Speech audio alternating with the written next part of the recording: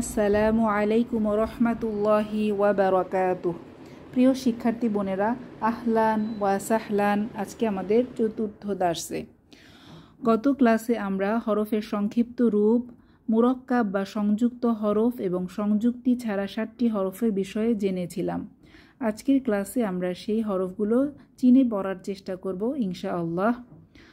Class শুরুর আগে আমি একটা বিষয় সবাইকে নোট করার জন্য অনুরোধ করব, তা হচ্ছে আরবি হরফগুলোকে 3 ভাবে পড়া যায়: টান ছাড়া, কম টান, বেশি টান।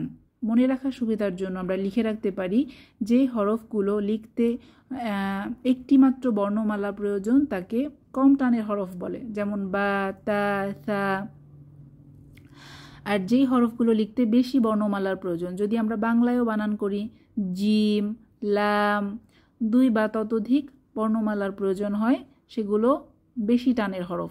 তাহলে এক কথায় যেই হরফগুলো লিখতে বেশি বর্ণমালার প্রয়োজন সেগুলো বেশি টান, যেই হরফগুলো লিখতে একটি মাত্র বর্ণমালার প্রয়োজন সেটি কম টান। তাহলে টান ছাড়া কোনগুলো? এখানে একটি ব্যতিক্রম নিয়ম, আলিফ এবং হামজাহ। এই হরফ দুটো লিখতে যদিও বেশি বর্ণমালার প্রয়োজন, কিন্তু এই দুইটি হরফ হচ্ছে টান ছাড়া হরফ। তাহলে টান ছাড়া হরফ আলিফ এবং হামজাহ। আশা করি বোঝাতে পেরেছি বোনেরা। আমরা পড়ার সময় এই বিষয়টি লক্ষ্য রাখব যে যেখানে কম টান সেখানে কম টান দিব, এবং যেখানে বেশি টান সেই হরফগুলোতে বেশি টান দিব ইনশাআল্লাহ। তাহলে চলুন আমরা শুরু করি। আমাদের প্রথম হরফ বা, আলিফ। এখানে এটা কেন বা হলো? আমরা গত ক্লাসে পড়েছিলাম যে এক দাঁত দিয়ে 5টি হরফ হয়, তার মধ্যে এখানে এক দাঁতের নিচে একটি নুক্তা আছে, তাহলে এটি হচ্ছে বা। এবং এরপরে এই যে লম্বা দাগটি, এটি আলিফ নাকি লাম, এটা নিয়ে অনেকে কনফিউশনের মধ্যে পড়ে যায়। তো আমরা মনে রাখবো একটা বিষয়, যে আলিফ সবসময় লিঙ্ক নিতে পারে কিন্তু দিতে পারে না। অর্থাৎ আলিফ সবসময় ডান দিকের হরফের সাথে সংযুক্ত হয়, কিন্তু কখনো বাম দিকের হরফের সাথে সংযুক্ত হতে পারে না। আমি যদি একটু দেখাই, আপনারা খেয়াল করুন। এই যে এখানে লাম আছে, এই যে খাড়া দাগটা পরের হরফ হ্যাকে ধরেছে, অর্থাৎ বাম দিকের হরফকে সংযুক্ত করেছে, তাহলে এটা লাম। আবার লাম ডান এবং বাম 2 দিকের হরফকেই ধরতে পারে, যেমন এইখানে দেখুন, এখানে মিডলে লাম আছে এবং 2 পাশের 2টি হরফকে সংযুক্ত করেছে। কিন্তু আলিফ সবসময় ডান দিকের হরফের সাথে যুক্ত হবে, কখনো বাম দিকের হরফের সাথে যুক্ত হবে না। আশা করি বোঝাতে পেরেছি বোনেরা। আচ্ছা, আমরা এখন পড়ব বা, আলিফ। আপনারা আমার সাথে সাথে পড়ুন: হা বা, হা বা, হা জিম। এখানে দেখেন হায়ের মাথা, আমরা পড়েছিলাম হায়ের মাথা দিয়ে 3 হরফ। তো এখানে এটি হচ্ছে হা জিম, জিম দাল, মিম আইন, আইন সদ,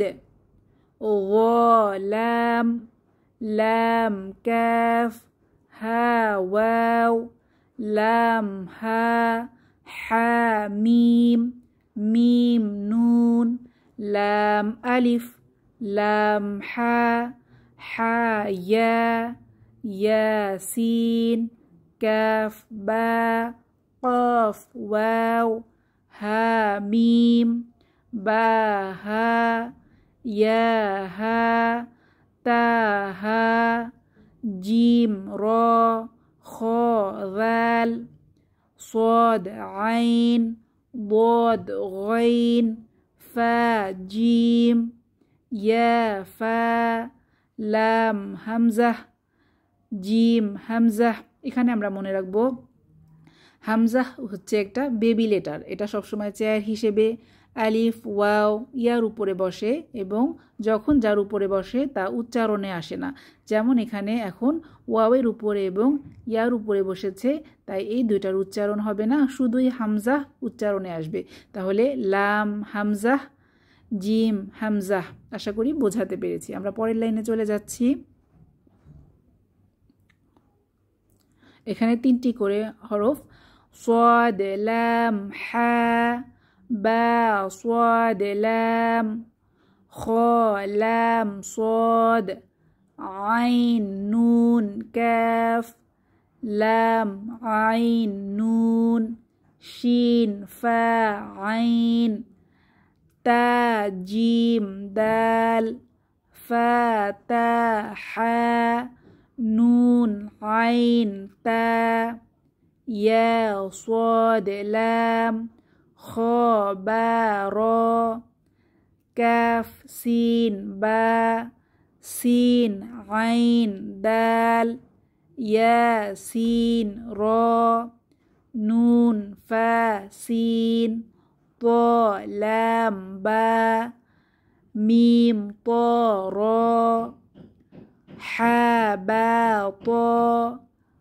আইন লাম মিম বা আইন দাল শিন জিম আইন কফ লাম মিম আইন কফ লাম আইন লাম কফ হা লাম কাফ সিন হা মিম। এখানে দেখেন এই যে মিডলে এই যে ছোট একটা পাখি ঠোঁটের মতো যে একটা হা এসেছে, এটা হচ্ছে গোল হা। হা বিভিন্ন রূপে আসতে পারে, এই একটা রূপ।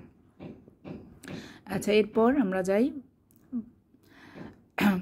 সিন ফা হা কাফ নুন তা সিন কাফ নুন ضاد হা কাফ ইয়া তা লাম ওয়াও। এখানে আবার চারটি চারটি হরফ এসেছে।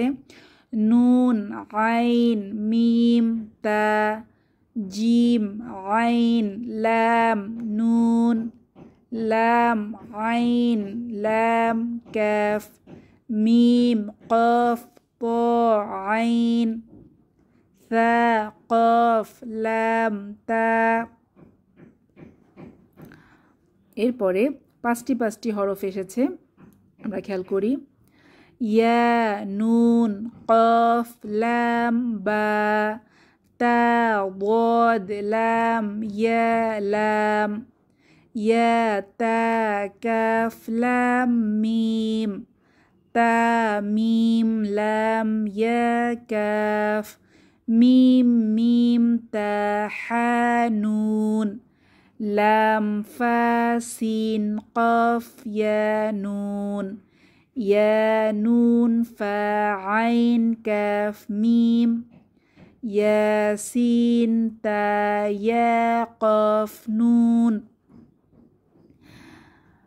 লাম লাম মিম তা কফ ইয়া নুন নুন জিম আইন লাম হা মিম আলিফ। এখানে দেখেন এটা আলিফ, কেননা এটা কি হয়েছে, ডানের হরফের সাথে যুক্ত হয়েছে, কিন্তু বাম দিকের হরফের সাথে যুক্ত হয়নি।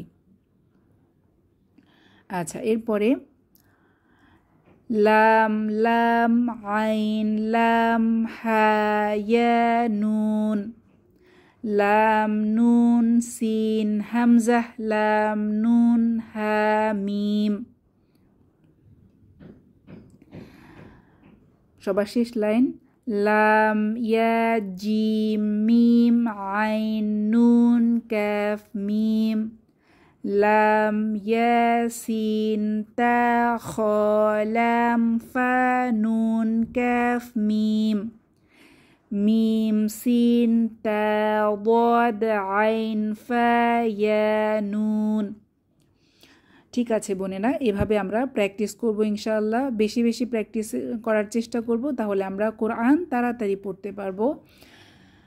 আমাদের দার্স এই পর্যন্তই। আল্লাহ সুবহানাহু ওয়া তাআলা সবাইকে হেফাজতে রাখুন, ভালো রাখুন, সুস্থ রাখুন। আসসালামু আলাইকুম ওয়া রাহমাতুল্লাহি ওয়া বারাকাতুহু।